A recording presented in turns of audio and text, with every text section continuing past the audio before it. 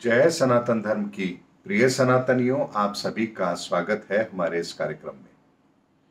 सनातनियों, आज मैं आपके सामने वो बात रखने जा रहा हूं जिस बात की गहराई को यदि आप समझेंगे, उसके सनातन रहस्य को समझेंगे, तो आपको अपने जीवन के अंदर हर दुख से बाहर निकलने का रास्ता जरूर मिल जाएगा।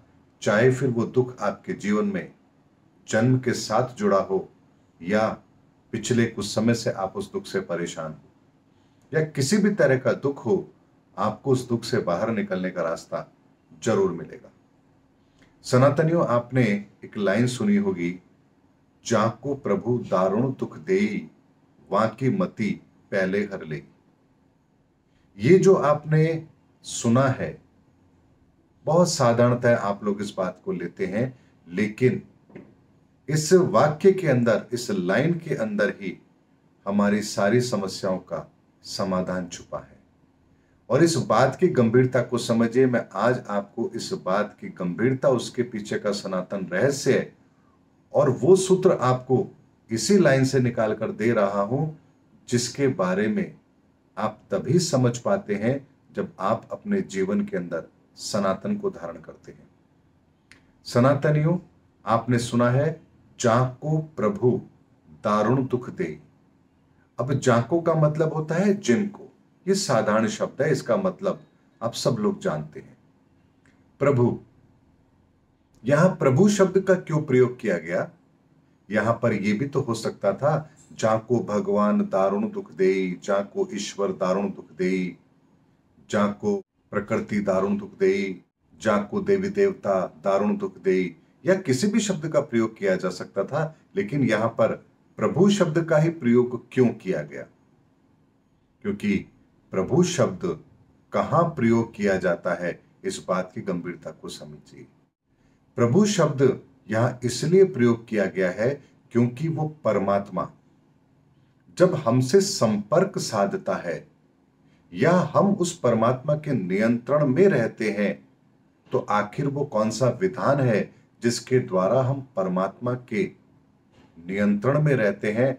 हर पल प्रतिपल परमात्मा हम पर निगाहें रखता है। इस बात की गंभीरता को समझिए, और इसीलिए प्रभु शब्द का इस्तेमाल किया गया है। प्रभु का मतलब होता है परमात्मा की भुजा।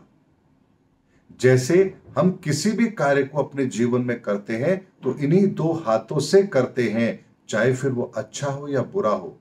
हमारी सारी शारीरिक क्षमताएं इन भुजाओं की ताकत से ही जानी जाती है। तभी तो हम कहते हैं ना, आपके अंदर कितना बाहुबल है, जरा हम देखते हैं। ऐसे ही परमात्मा अपनी भुजाओं के द्वारा, अपनी उस ऊर्जा के द्वारा, उस ताकत के द्वारा इस संसार के सारे नियंत्रण को अपने हाथ में रखता है, और उस ऊर्जा को, उस रूप स्वरूप को परमात्मा के हम प्रभु कहते हैं। हे प्रभु कृपा करना। हम कहते हैं, हे प्रभु कृपा करना। प्रभु का मतलब ही होता है परमात्मा की भुजा, यानी जिस भुजाओं से, जिन हाथों से वो हमें देता है, उस रूप स्वरूप को, उस ताकत को हम प्रभु के नाम से संबोधित करते हैं। तो यहां कहा गया, जाको प्रभु दारुण। अब यहां एक शब्द और प्रयोग होता है, दारुण। यहां पर दारुण के अलावा कुछ और भी तो प्रयोग किया जा सकता था। जाको प्रभु बहुत दुख दीना, जाको प्रभु विकट दुख दीना, लेकिन यह दारुण शब्द का प्रयोग किया गया। इस दारुण शब्द का मतलब भी होता है दया और करुणा। यानी कि जो ईश्वर अपने हाथों से दया और करुणा हम पर लुटाता है, यहां उसी चीज को संबोधित किया गया है कि जाको प्रभु दारुण दुख देई। यानी कि जब वो ईश्वर, जब वो परमात्मा अपनी भुजाओं से, अपने हाथों से दया करुणा छीन लेता है, तब आपके जीवन में दुख आरंभ होता है।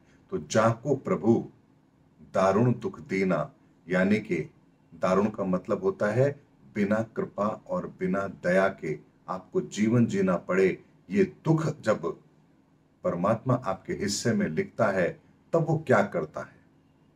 बात यहां इस रहस्य को समझने की है कि अगर आपके जीवन के अंदर दुख शामिल हो रहा है, तो ईश्वर आपके साथ क्या करेगा, इसी का रहस्य इस पंक्ति के अंदर है कि जाको प्रभु दारुण दुख दीना।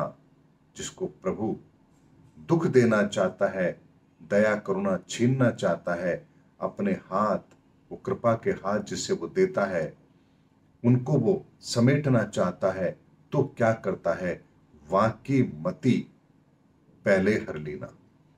अब यहां पर ये क्यों नहीं कहा गया वहां को धन समाप्त कर देना, वहां की जीवन समाप्त कर देना, वहां को शारीरिक कष्ट देना, वहां को पारिवारिक दुख देना, वहां को सामाजिक हानि देना। यहां कहा गया वहां की मति पहले हर लेना, यानी कि उसकी मति, क्योंकि हमारे जीवन के अंदर मति का बहुत बड़ा स्थान है। मति कहाँ है, मैंने आपको बताया है कि हमारे पीछे मेरुदंड, मेरुदंड से 3 उंगल ऊपर हमारी मति होती है, और इसी मति से हमारे जीवन के अंदर विचार उत्पन्न होते हैं। इसी मति के अंदर हम ईश्वर को स्थान देते हैं या बुरे विचारों को स्थान देते हैं, शैतान को स्थान देते हैं, नकारात्मकता को स्थान देते हैं, ये हमारे ऊपर निर्भर करेगा।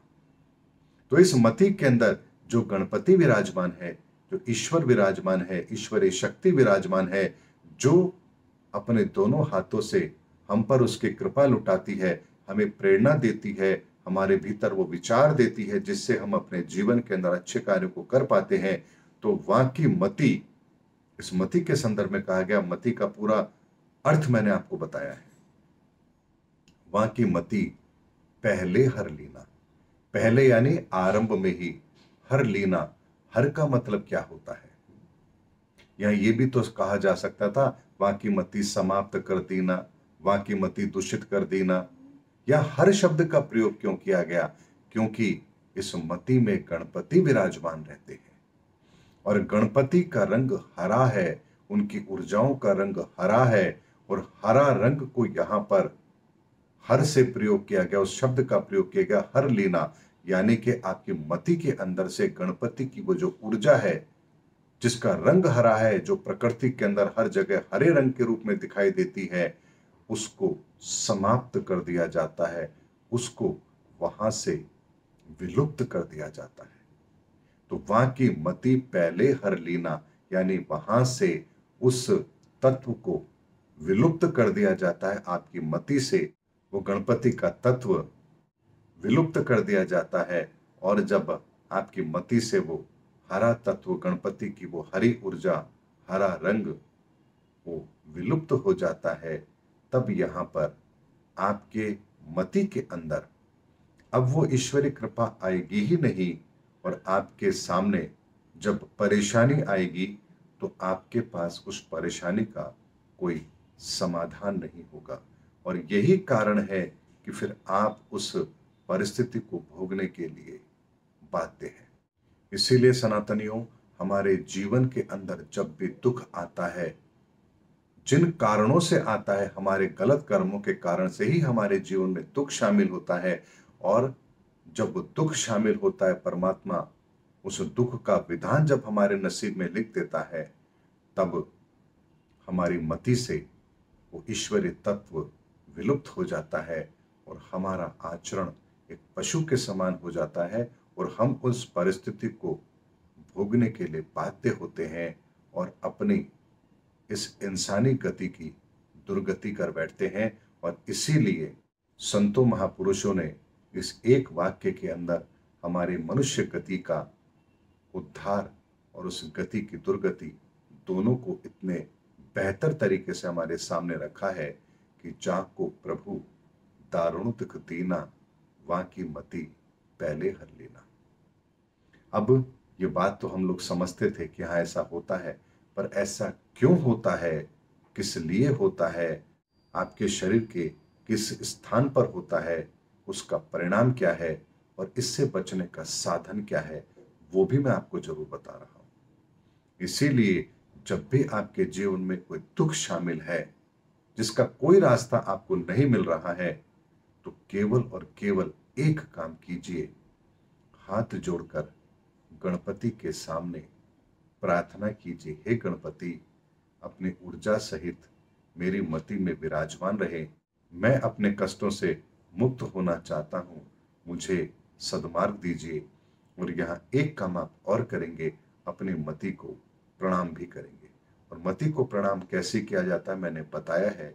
अपने दोनों हाथ इस तरह से पीछे ले जा करके मति को प्रणाम किया जाता है। और जब आप मति को प्रणाम करेंगे तब आप वहां ये प्रार्थना करेंगे कि हे ईश्वर, हे गणपति, मेरी मति में विराजमान रहें। और वहां आप शिव तत्व का ध्यान करेंगे। ये कार्य करने से आपकी इस मति के अंदर ईश्वरीय ऊर्जा पुनः प्रकट हो, आपको उस परिस्थिति से बाहर निकलने का साधन मिले। ये प्रक्रिया आपके जीवन में होगी।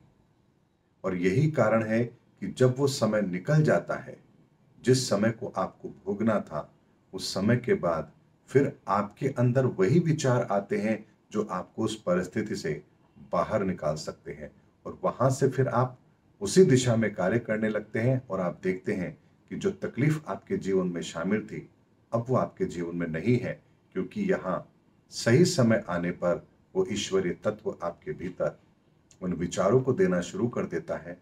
आपके वो विचार आपको वो एक्शन करवाते हैं और उस एक्शन के द्वारा ही आप उन दुखों से बाहर आते हैं।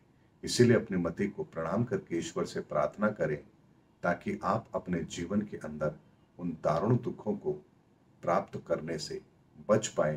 क्योंकि ईश्वर की दया और करुणा और परमात्मा की वो भुजाएं जिससे वो देता है, उन हाथों से जिससे वो हम पर कृपा लुटाता है, वो हमसे कभी दूर ना हो, उस सुख से हम कभी वंचित ना हो। ऐसी प्रार्थना हमें हर रोज ईश्वर से करनी चाहिए। उम्मीद करता हूं सनातनियों, आपके दुख का निवारण क्या हो सकता है मैंने आपके सामने सनातन का वो रहस्य रखा है। अब ये आप लोगों के ऊपर निर्भर करता है कि आप इसका फायदा अपने जीवन में कितना ले पाते हैं।